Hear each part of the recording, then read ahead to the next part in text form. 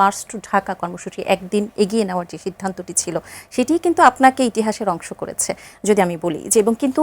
আজ যখন আপনি ভোটের রাজনীতিতে আসছেন সেখানে আসলে দুটি জিনিস, যে বিপ্লবী আসিফ মাহমুদ আর বর্তমানে নির্বাচনী কৌশলী আসিফ মাহমুদ, এর মধ্যে কোনো আদর্শিক কোনো সংঘর্ষ হচ্ছে কিনা? আদর্শিক জায়গা থেকে আমাদের বোঝাপড়া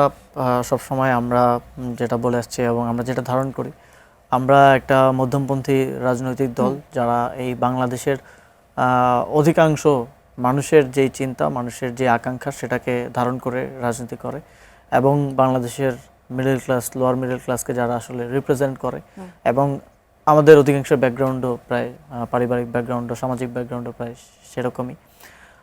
এবং আমরা এই দেশের মানুষের মুক্তির জন্য, এই রাষ্ট্রের দীর্ঘমেয়াদে রাষ্ট্রকে একটা ভালো জায়গায় নিয়ে যাওয়ার জন্য রাজনীতিটা করছি এবং সেটার জন্য নির্বাচনী রাজনীতিতে অনেক সময় অনেক ধরনের কৌশল এবং অনেক ধরনের বাংলাদেশে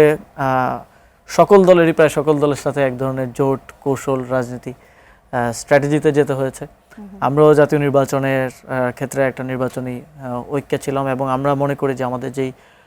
ইস্যুগুলোকে কেন্দ্র করে আমরা একটা ঐক্য গড়ে তুলেছিলাম সেগুলো এখনও প্রাসঙ্গিক এবং সেটার জন্য রাজপথের লড়াইটা আমরা শক্তিশালী রূপে একসাথে থেকে হয়তো করতে পারবো।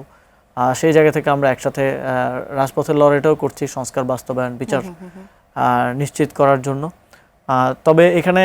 আমরা মনে করি যে সবসময় আমরা হয়তো রাজনীতির মাঠে বিভিন্ন সময় বিভিন্ন কৌশলগতভাবে আজকে জামাতের সাথে, কালকে বিএনপির সাথে, পরশু আরেকজনের সাথে